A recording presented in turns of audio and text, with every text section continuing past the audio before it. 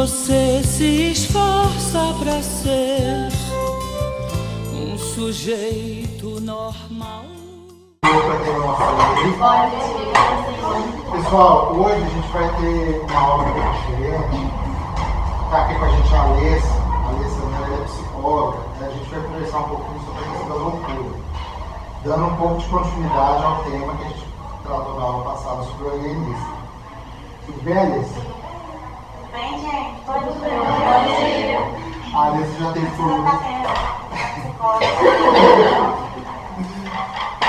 Você já esteve aqui conosco ano passado e a prova foi muito proveitosa. Então eu queria deixar vocês bem à vontade para que qualquer interferência que vocês queiram fazer, no que a Alice está falando, complementar as perguntas que eu fizer, vocês fiquem bem à vontade.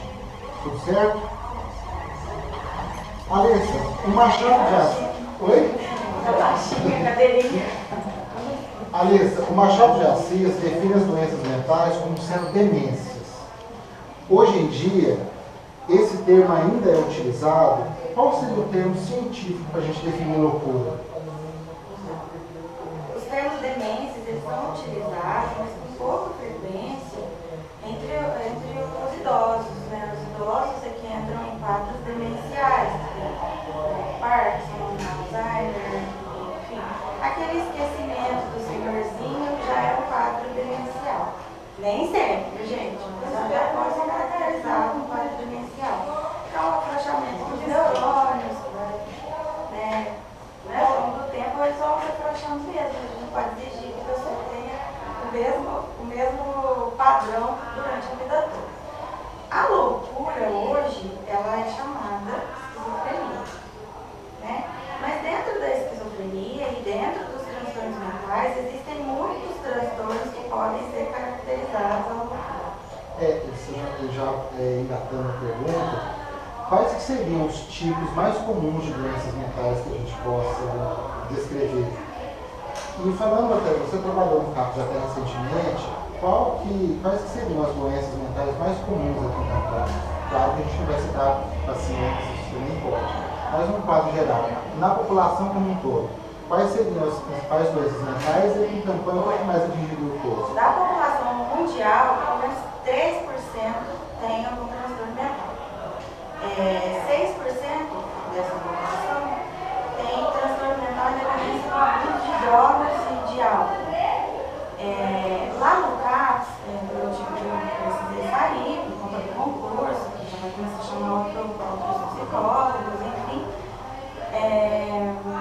Lá o principal atendimento é transtorno bipolar, transtorno obsessivo compulsivo, algumas vertentes do transtorno quando ele é muito grave, é atendido no CAPS, a depressão maior e a esquizofrenia, que é o motivo pelo qual o CAPS foi criado.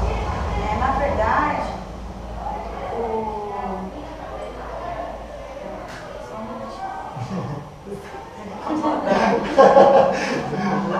eu tô ficando tensa. Vamos parar tudo. Olha, os transtornos mentais, eles são graves no sentido de que eles dificultam a vida da pessoa, né? A pessoa que tem uma vida normal, uma linha de atitude diante das circunstâncias, ela perde isso. E antes, né, como vocês estão vendo no livro Alienista, elas ficavam reclusas. Elas saíam de cena da sociedade porque era feio, porque não era legal, porque era muito difícil, enfim. Hoje, com a reforma psiquiátrica, os CAPs foram criados para substituir os manicômios, né, o que a gente chama de sanatório. Você até tratando nisso, eu mandei para você sexta-feira, não sei se chegou a ler, uma reportagem que saiu na revista super interessante desse mês, sobre essa questão do fim dos manicômios. A gente tem em Minas Gerais um manicômio famoso, que inclusive eles, comentei com eles em aula, falando especificamente de um outro livro, do Quincas Borba, onde o personagem Quincas Borba estava internado em Barbacena. A gente tem no Rio também a famosa coluna Juliano Moreira, acho que foi isso mesmo, Em São Paulo também tem um outro grande, né? Juqueri, Piquiri, alguma coisa assim. Alguma coisa com ele no final. Alguma coisa nesse sentido. E hoje em dia a gente tem o CAPS, né? Talvez fazendo uma comparação com o livro, seria a nova Casa de Orates. Seria a Casa de Orates de campanha. A Casa de Orates de campanha, que não é verde e amarelinha. Como é que foi criado esses CAPs? Qual o intuito do CAPs em si? Porque a gente vê, na população você disse que são 3%, mas a gente não vê muito esse bando de loucos que nos servem, né? A gente não vê porque a gente escolhe não ver. Né? Como tem lá o trecho do livro que o Simão Bacamarte ele já começa a ver loucura em todo mundo. O que não é uma mentira, é uma verdade. Todo mundo que tem algum desvio do padrão, né, instituído pela sociedade, é considerado louco. Então a nossa tendência é excluir o problema. Sempre foi assim e a gente busca que não seja mais. Né? É uma tentativa de tratar o ser humano como um ser humano que tem também necessidades de carinho, de afeto, de companhia, de sociedade, de maneira geral, de trabalhar, de namorar, enfim. O CAPS, ele é um substituto, como eu disse, dos manicômios. Então, o que faz lá no CAPS? É oferecido ao usuário, né? A gente diz gratuitamente, mas a gente sabe que as pessoas pagam impostos, né? Então é oferecido esse tratamento com psicólogo, com psiquiatra, tem terapeuta ocupacional, tem assistente social, os enfermeiros, os agentes administrativos, tem cozinha também, tem cozinheiro também que faz lá o almoço, o café da manhã e o café da tarde para o pessoal. Lá as pessoas vão por livre e espontânea vontade. Então, por exemplo, o usuário ele é esquizofrênico. Ele vai onde ele quer. Porque a gente entende que o tratamento tem que partir dele também. É claro que em situações em que o quadro está muito grave, o paciente está muito agressivo, porque a gente tem a ideia de que o louco é agressivo e vai matar a gente a qualquer momento. Não excluir essa loucura, né, no sentido pejorativo da nossa mente. Porque loucura todo mundo faz, né? Mas a loucura, quando ela é grave, é um estado extremo de sofrimento. Então o paciente, ele não sabe o que ele está fazendo. Ele não tem condição de discernir naquele momento. Não que ele não tenha mais, né? Porque todos os quadros, eles não hoje eles dizem, certo? Não tem cura, é uma coisa bem cruel dizer isso. Mas tem tratamento. E o tratamento permite que a pessoa tenha uma qualidade de vida melhor do que era considerada quando a pessoa ficava reclusa, né? Então assim, você não serve mais para a sociedade, você está dando trabalho. Então, vou te jogar ali, naquele hospital, você vai ficar ali por um tempo, ou vai ficar ali pro resto da sua vida, porque você não serve mais. Então era uma coisa muito cruel de fazer. E hoje a gente percebe que com o tratamento a pessoa consegue sim ter uma vida normal, ela consegue sim voltar a trabalhar, ela consegue se relacionar, né? É claro que o esquizofrênico ele necessita de medicamento. A pessoa que tem transtorno bipolar também. Agora assim, eu não sei se vocês sabem muito bem a diferença de um e de outro. Isso é até interessante você comentar, porque a gente fala muito de transtorno bipolar com variação de humor. De manhã você está bem, de tarde você está mal. Né? Só que isso é uma maneira muito rasa de se compreender a doença, né? Na verdade, nem é do transtorno bipolar. Sabe aquela pessoa que a gente fala, fulano é bipolar? Na verdade, ele não é bipolar. Ele é ciclotímico. É outro nome. Ciclotimia é um transtorno em que a pessoa altera o humor muitas vezes durante o dia. Ele é um quadro depressivo, não é um quadro psicótico. O transtorno bipolar, que a gente diz, ele é bipolar porque ele é caracterizado por duas fases. E essas duas fases, elas variam de 1 mês a 2 anos. Então é muito distante da pessoa ser bipolar no mesmo dia, entendeu? E essas duas fases são depressão e mania. A depressão é aquela fase que a pessoa fica mais para baixo, chateada, nada tá bom, perde o interesse pela vida. É onde ela tenta muitas coisas equivocadas, né, em busca daquela melhora. Às vezes ela acredita que vai melhorar através da morte, né, e é uma fase muito delicada de se trabalhar. A fase da mania, por sua vez, é uma fase igualmente delicada, mas ela confunde muita gente. Por quê? Na fase da mania, a pessoa fica extremamente agitada. Ela acha que ela é Deus, ela acha que ela pode tudo, ela acha que ela ganhou na Mega Sena, ela acorda e fala assim, eu vou comprar um carro pra você, porque eu ganhei na Mega Sena hoje. Entendeu? Então ela tem delírios de grandeza. Ela acredita que ela ganhou algo ou que ela é algo muito mais importante do que ela se julgar. Nessa fase, bebe demais, transa demais, muita gente, né? É uma fase muito conturbada. E até que a pessoa perceba que ela está no quadro de mania, ela já danificou muita coisa por aí. Ela sai quebrando tudo, enfim. Ela não suporta o controle mais, então ela perde o controle. É como a gente costuma dizer, perdeu a linha do carretel e tudo. Mas aí, em decorrência dessa agitação, de tudo que ela faz, quando ela está na fase da mania, ela entra em depressão. Por isso que é cíclico. Uma hora ela está muito, outra hora ela está pouco. E outra coisa muito equivocada que a gente fala é sobre a questão da depressão, né? A pessoa está triste, ela fica deprimida. Né? Como se hoje em dia, isso é uma característica da sociedade que a gente vive, você não tem direito de ficar triste. Né? Você basicamente tem que ficar alegre o tempo todo. A pessoa ficou triste, ela está deprimida. Está com problema, está deprimida. E a depressão não é isso, né? Tem vários fatores, inclusive fisiológicos, que determinam a depressão. Né? Tem a depressão endógena, né? Que é uma característica do... É uma baixa de serotonina que dá. Estou com Alzheimer já, estou com uma demência. O Simão me internaria.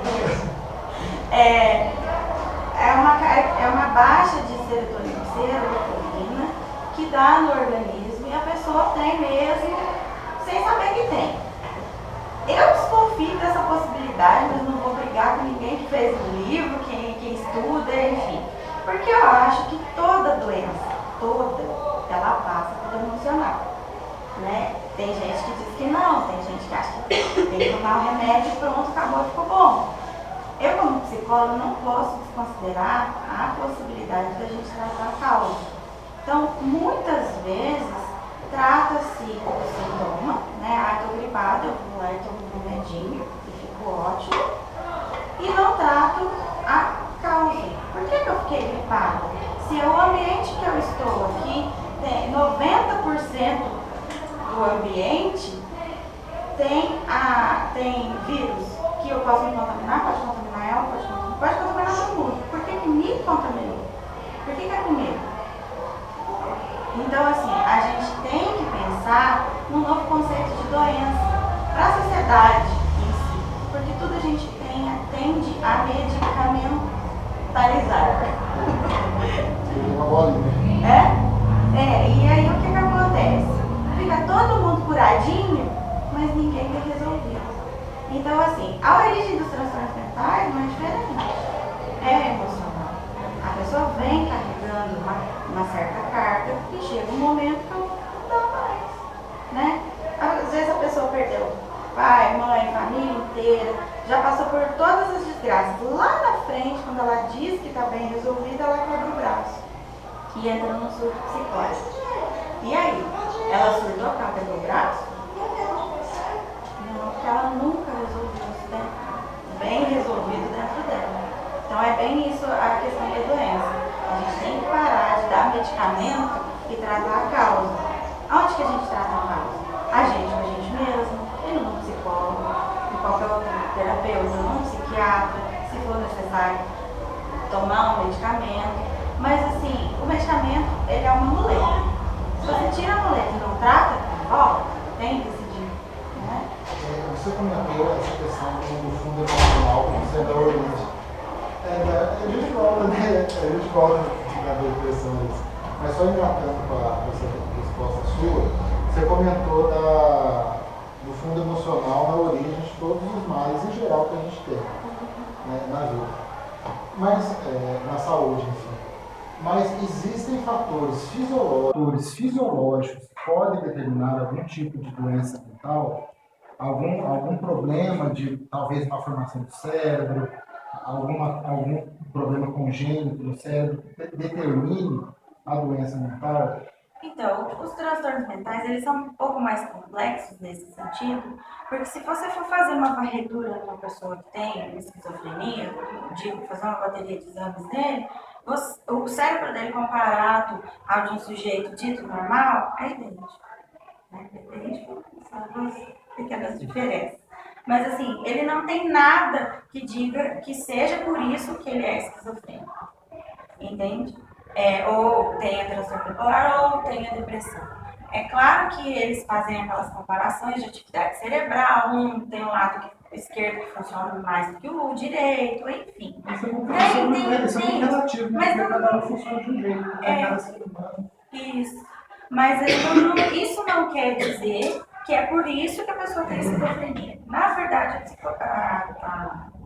a psicologia, a psiquiatria, eles explicam que os transtornos mentais, eles decorrem de mau funcionamento comportamental e constitucional. A pessoa, desde criança, ela vem traçando um caminho que vai direcionando a transtorno mental.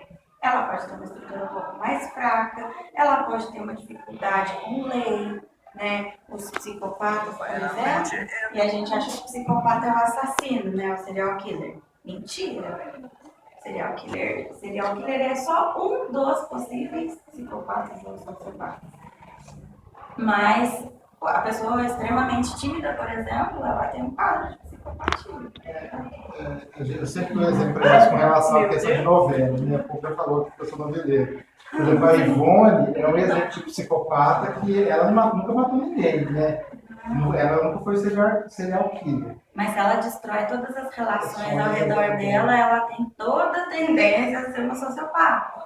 Porque o sociopata, ele interage com a sociedade. Ele é um político, tem vestido, ele te trata bem, né? Tá todo mundo no auge da política, né? Mas já o psicopata, ele é mais travadão. Ele é mais distante da sociedade, ele é arquiteto, ele não que o sociopata não seja. Mas enfim, eu disse do psicopata porque a gente tende a achar que é só aquilo que a gente vê que existe. Quando na verdade não, né? A depressão, a gente acha que a depressão é aquela pessoa que tá fazendo graça, tá fazendo charme. Ah, não, eu tô deprimida. Gente, um quadro grave de depressão deixa a pessoa assim, se mexer na cama, sem levantar. Você tira o travesseiro dela, ela continua na mesma posição. Mas esse já é um quadro deprimido dentro de um quadro psicótico. Enfim, são muitas doenças. Para falar sobre elas, sobre os transtornos, deveria ter grade na escola. A gente está falando sobre isso.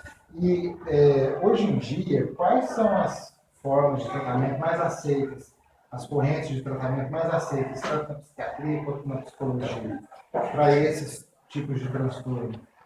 Olha, os CAPs, né, eles foram criados para substituir mesmo os hospitais psiquiátricos, mas os hospitais psiquiátricos ainda existem, né, com a reforma psiquiátrica, muitos foram fechados por causa das condições desumanas que os pacientes se encontravam, né, não tinha estrado na cama, dormia no chão, ficava pelado, comia as próprias necessidades fisiológicas, eram coisas bem cruéis que aconteciam. Então, muitos foram fechados depois da criação dos CAPs.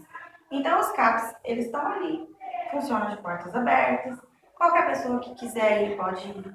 Quem quiser ir fazer uma avaliação, falar assim, eu acho que depois que eu ouvi a letra,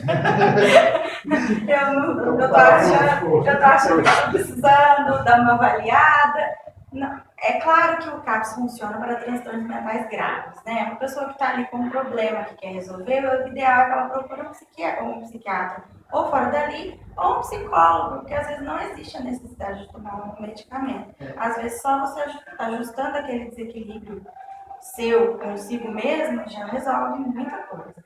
E assim, lá, como eu disse, é oferecido o tratamento diário, de segunda a sexta, acho que das 7 às 5 da tarde. A pessoa chega, lá tem atividades, tem oficinas terapêuticas.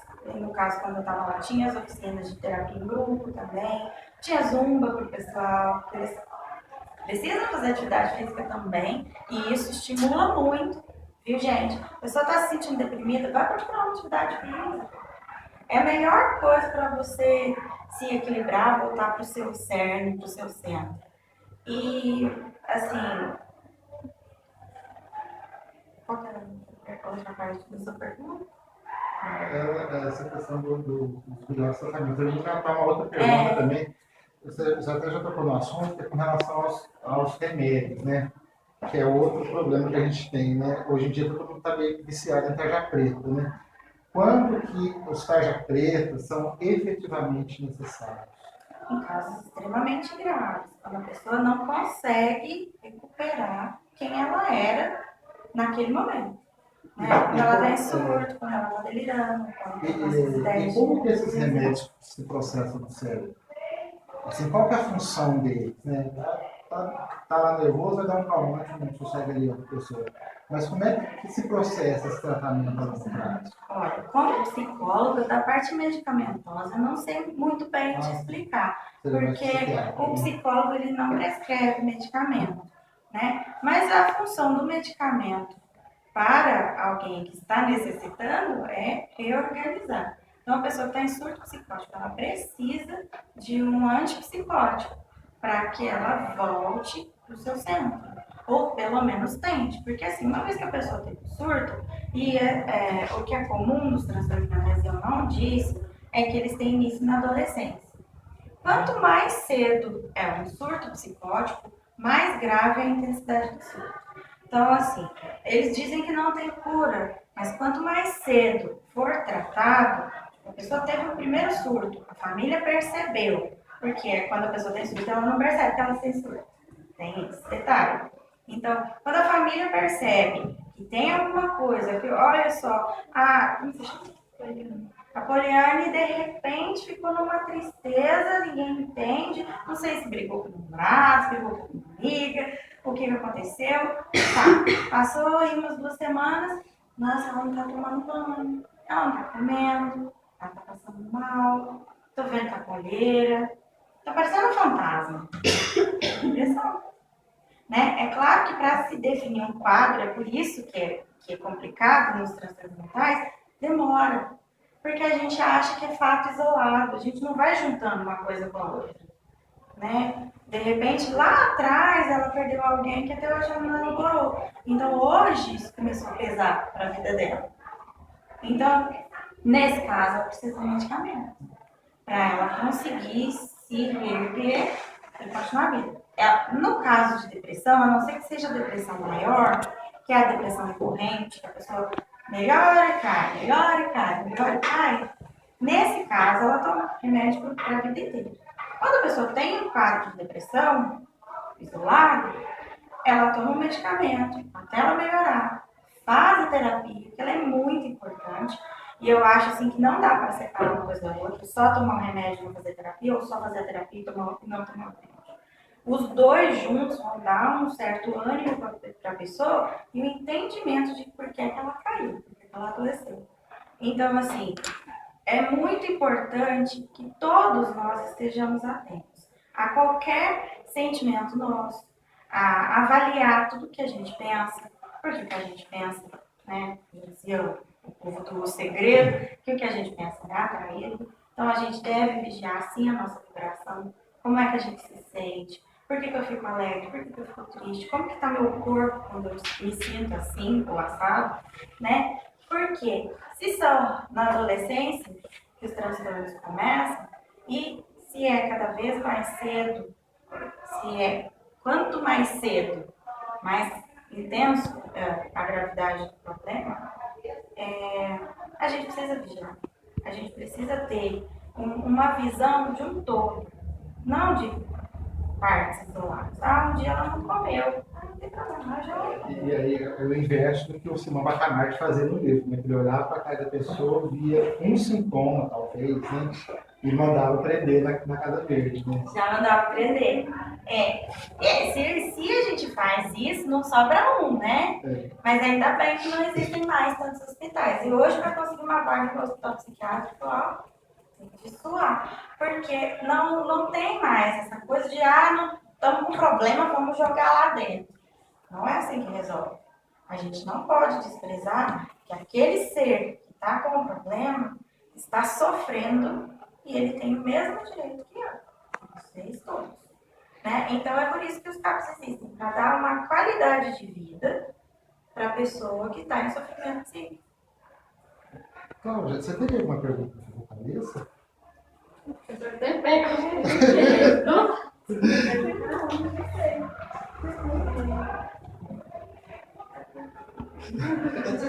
você peguei de surpresa. Não! Professora Marina quer perguntar uma coisa que ela não. Pergunta, Marina. Ela quer sim, ela vergonha. Normalmente eu prefiro as perguntas, porque a gente faz uma coisa muito certinha, acaba que não esclarece as pessoas. Então faz a pergunta coletiva, Denise e Marina. Mas eu tenho. Fala pra mim que eu pergunto. Mas eu não quero. Ela quer perguntar, ela tava falando que eu ia perguntar. São movimentos estereotipados que chama isso. Às vezes é por impregnação.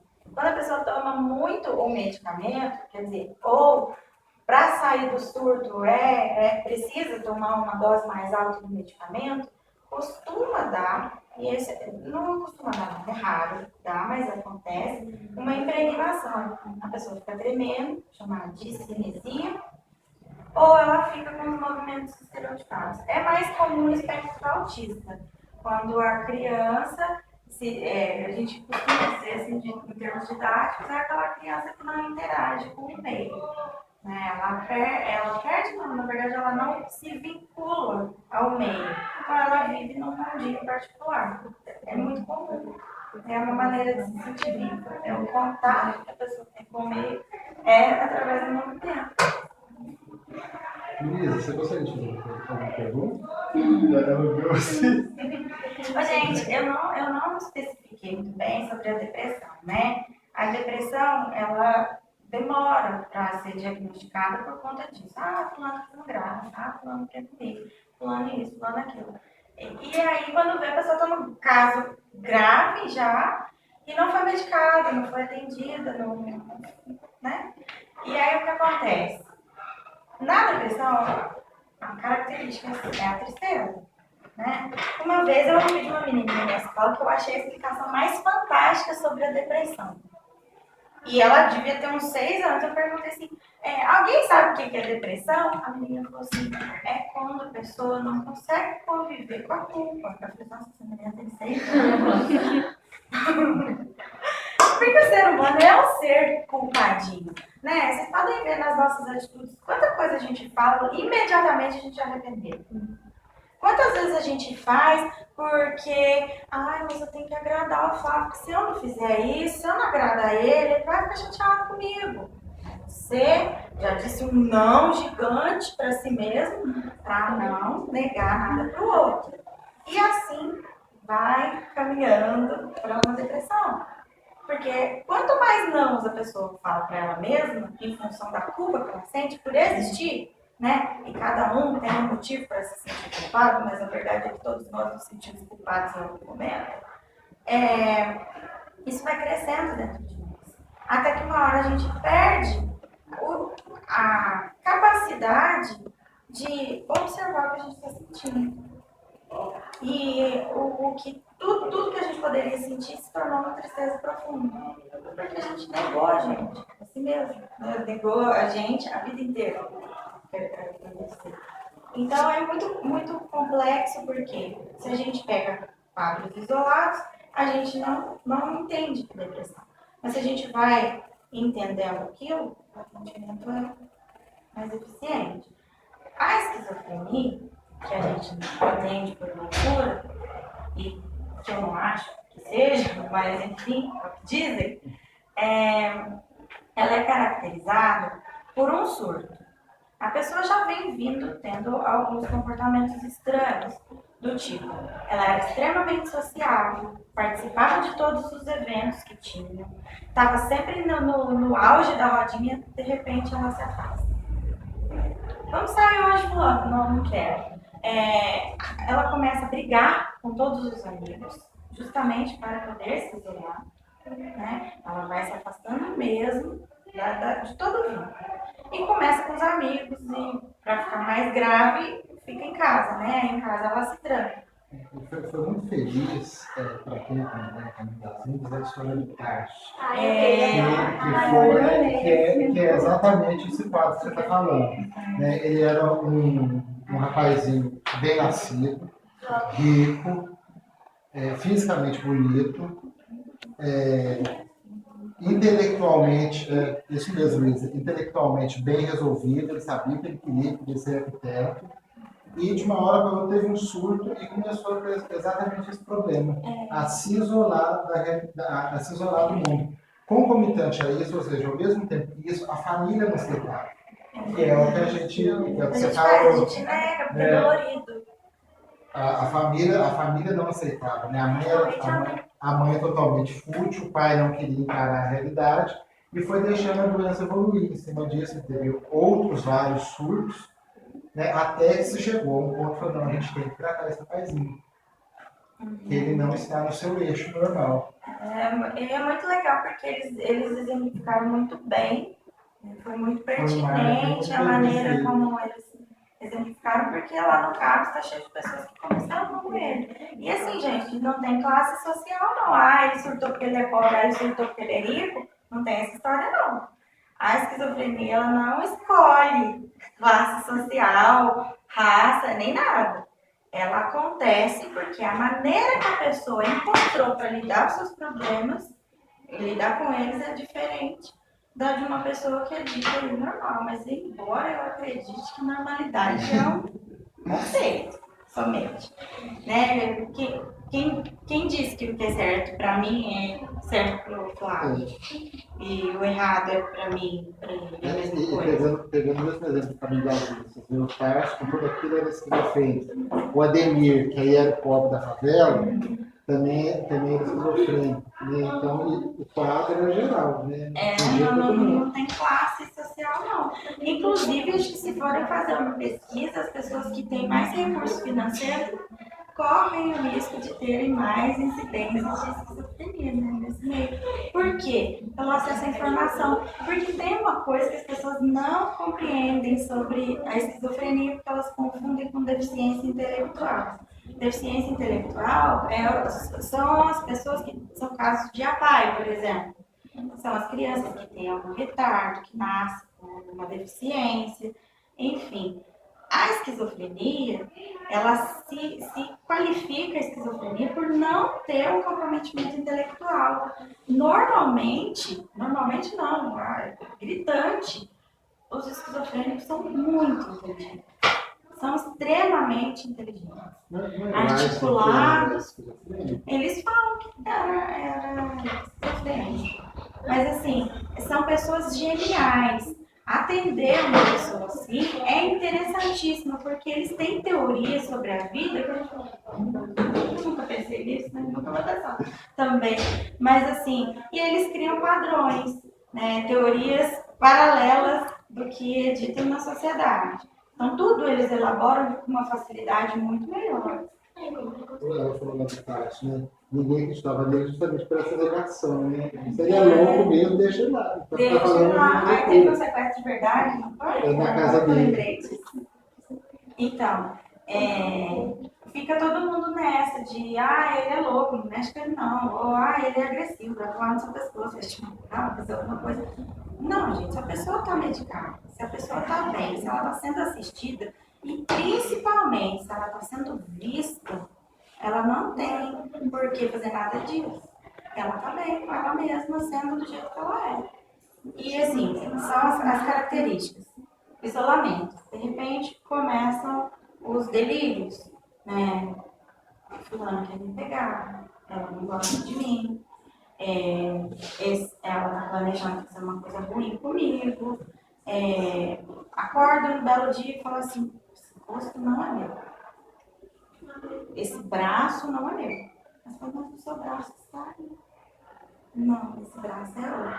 Pegaram o meu, levaram e fizeram outro. Eu já ouvi isso de paciente, a pessoa falando. A pessoa sentou bonitinha na minha frente e falou assim, olha, eu tenho que te contar que o meu braço foi roubado essa noite. Pegando o teste de novo e percebeu que tinha um chip. Não, o chip é imbatível, todo mundo tem um chip. Mas o braço, esse foi muito interessante, porque ele acreditava que o braço dele tinha sido substituído durante a noite por outro, e que nesse outro tinham comandos que ele não tinha controle sobre ele. Então, assim, o que ele estava querendo dizer? Se eu fizer alguma coisa com esse braço, você não é minha culpa. Você, por favor, me perdoa, porque ele não é meu. Entendeu? Então, eles são muito sociáveis, a gente tende a isolá-los. Né? Quando eles compreendem, é interessante trabalhar com o paciente que já está numa visão de que ele sim tem algo ali para trabalhar, é muito gratificante, até porque eles fazem muita força para voltar. Alissa, eu queria agradecer muito a sua participação e a sua presença aqui. Suas informações foram muito preciosas. As meninas agora querem fazer o agradecimento a você. Vocês vão fazer um trabalho?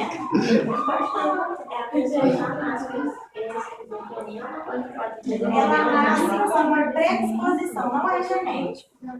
Tem isso também, fala com as coisas. Gente, já tá acabando? Não dá tempo. Olha, é muito comum a gente achar que tudo é genético, né? Na minha família tem alguém que teve câncer, então eu acho que eu vou ter câncer. Quando na verdade é aquilo que eu disse, se você trabalha a causa, pode ser que você não desenvolva o câncer, né? Porque alguém da sua família tem, né? Parece que você tem que seguir aquela transtorno mental. É possível que o outro, seguindo aqueles passos, desenvolva também. Mas sangue, gene, não tem nada a ver. Existe uma predisposição. Existem pessoas que poderiam ter sido esquizofrênicos já morreram. Aí a gente, como professor, a gente conversou e resolveu fazer uma surpresa para você pelo meu agradecimento. Obrigada.